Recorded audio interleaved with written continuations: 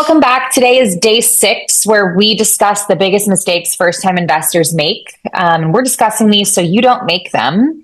Mistake number 6 is letting emotions drive the decision. I think this is a really big topic. Huge. Don't get FOMO, guys. Don't get FOMO. And there's a lot of rushing, I think, that happens, especially in your first deal. So who wants to start?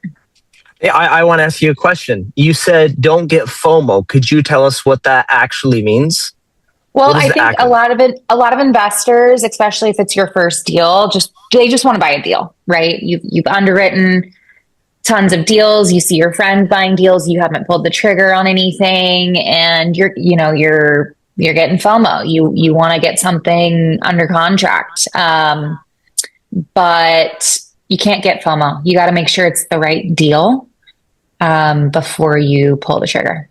So my downstairs neighbor, I live in a skyrise in Miami, and the market was at the very peak. And at the very peak of the housing market, that is FOMO to the max. And FOMO is fear of missing out.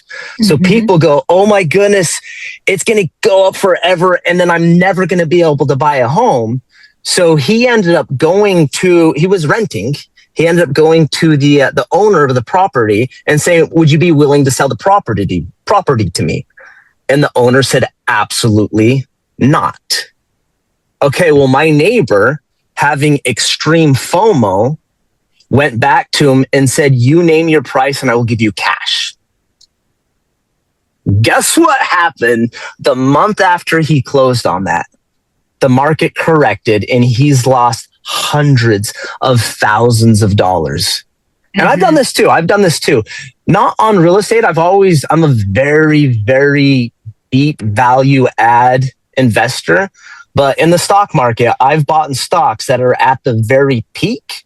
Now, if you have FOMO and you buy something, there's good news. If you're a long-term investor, you're a long-term holder, in the end, things will work out. But the good thing is, if you don't have FOMO, if you don't get to the point, never make a decision based on fear. Never, ever. Because 90% of the time when you make a decision based on fear, you are going to screw yourself. Now, I do know Dustin has a hard stop, and I want to respect that time. But if I can leave anyone with anything out of this podcast, do not ever make decisions based on fear. When you make a decision based on fear, you're using the wrong parts of your brain to do the wrong things almost always. I would just throw in one-itis. It ties to FOMO. What we see in office hours a lot is they'll bring the same deal and they're just obsessing over it, trying to make it work. Like close one eye, squinting the other, tilting the head. And you're so right. Just another layer, another type of FOMO.